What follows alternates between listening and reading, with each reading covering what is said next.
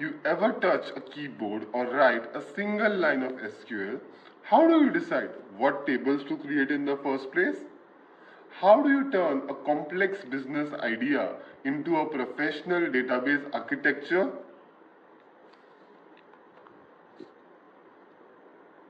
Today, we are moving from fixing files to designing systems. We're talking about data models and the absolute gold standard for database design, that is the ER diagram. If you can draw your database on this piece of paper, you can draw it everywhere. So let's start with first the conceptual model.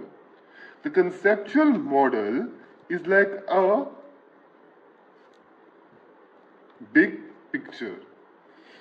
Then you have something called as the logical model.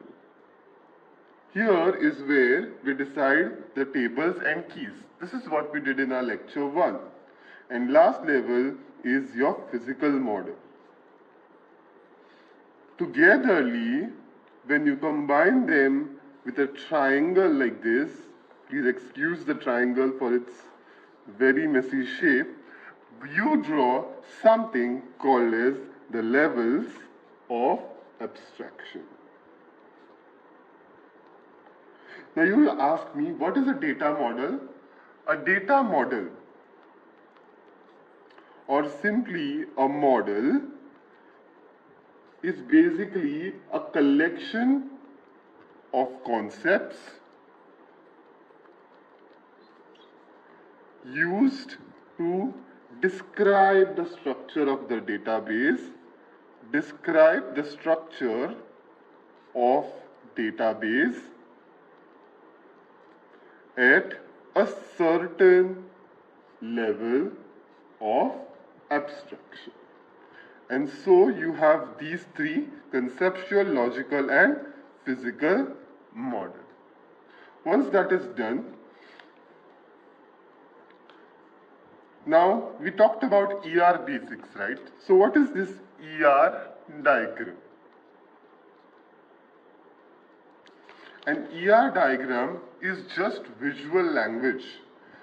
There are no very large concepts under it, but you have just three basic blocks. The three basic blocks are a rectangle, an oval, and a diamond. The rectangle corresponds to something called as entity. The oval corresponds to something called as an attribute. And the diamond corresponds to something called as a relationship. Now, what are these? The entity is basically a real world object, or a concept. What do I mean by that? It is basically, it's like people who are participating in it. For example, in case of a student database, your student is the one, or your teacher is the one, or your course is the one which will be your entity. What are the attributes? Are the properties of them. What does student have? It may be having your roll number, your name, address, phone number, etc., etc. All of these are attributes. And finally, it is the relationship. Now, the relationship is the one which connects your two or more entities. It is basically relating them with the function of what is being done. Okay, so these are the three basic characteristics of any ER diagram which you see. Apart from there are many which exist. Now let us understand this concept by using a simple example.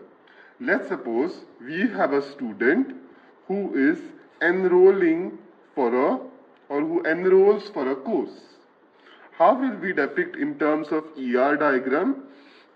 As I said, entities are your rectangles. Okay, so entities are your rectangles. So entities over here would be student and course. The next thing is enrolls. Enrolls will be your relation, correct? So you depict it with a diamond.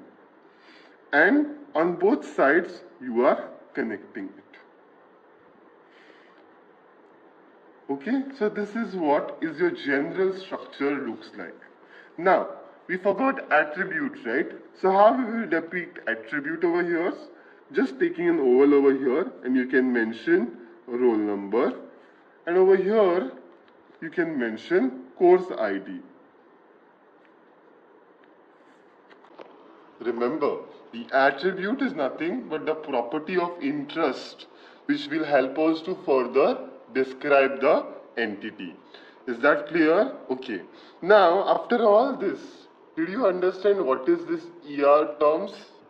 Yes, it is entity relationship diagram. So you are trying to draw a diagram which depicts entities and a relationship between them. So this was so far the basics of ER.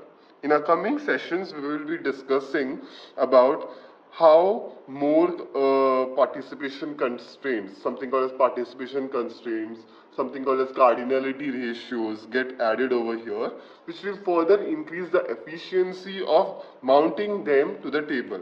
Because this is the one which is going to help the developer or the database designer to design the tables.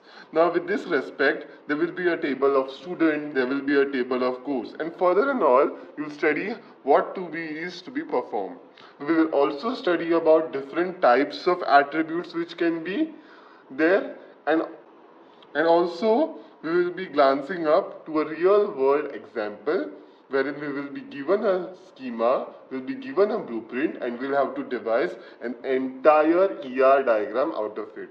So please stay tuned for the coming lecture and tell me how was this lecture. Also, I would like you to take the scenario of a library system and identify at least one entity and a relationship there and mention it in the comment box. It will be really nice for me to see those comments. So this was all for the second lecture, and I'll see you in the next lecture. Thank you so much.